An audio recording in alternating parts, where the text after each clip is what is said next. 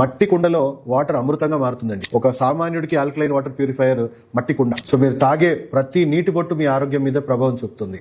So అలాంటి తాగే నీరు ఎంత ఆరోగ్యంగా ఉండాలో అర్థం చేసుకోండి. సో చాలా మంది నాకు క్వశ్చన్స్ అడిగారు, సార్ మనం గవర్నమెంట్ సప్లై చేస్తున్న వాటర్ ఆరోగ్యకరమైందేనా? గవర్నమెంట్ సప్లై చేసే వాటర్ ఎంతో మేలు, ఎందుకంటే దాంట్లో ఎన్నో లెవెల్స్ లో దాన్ని శుద్ధి చేసి దాంట్లో ఉండాల్సిన మినరల్స్, న్యూట్రియంట్స్ అన్ని కూడా ఉండేలాగా చూసుకునే మన గవర్నమెంట్ సప్లై చేస్తుంది. కానీ కొన్ని సందర్భాల్లో పైపులు లీకేజ్ అయ్యి వాటర్ కంటామినేషన్ అయ్యే అవకాశం చాలా ఎక్కువగా ఉంది అనే విషయం మనందరికీ తెలిసిందే. సో మన జాగ్రత్తలు మనం పాటించాలి. సో గవర్నమెంట్ సప్లై చేస్తున్న వాటర్ ని మనము కాచి ఒడగాడ్చుకొని ఆ వాటర్ ని ఇంకా అమృతంగా మార్చుకోవాలి. దానికి మీరు పాటించాల్సింది ఏంటంటే మట్టి కుండ అండ్ దాంట్లో ఒక చిన్న కాపర్ ప్లేట్ ని కూడా అమర్చండి.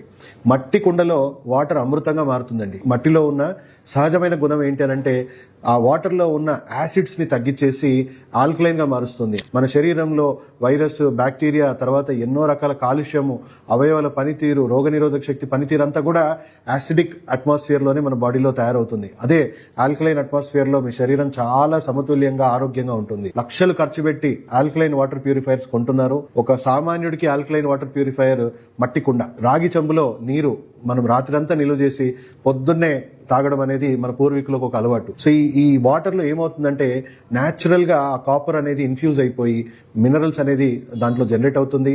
At the same time copper కి యాంటీ మైక్రోబియల్ గుణం ఉందండి. దానివల్ల ఆ వాటర్ లో ఉన్న ఫంగస్ కానీ, వైరస్ కానీ, బ్యాక్టీరియా కానీ ఇవన్నీ కూడా చనిపోతాయండి.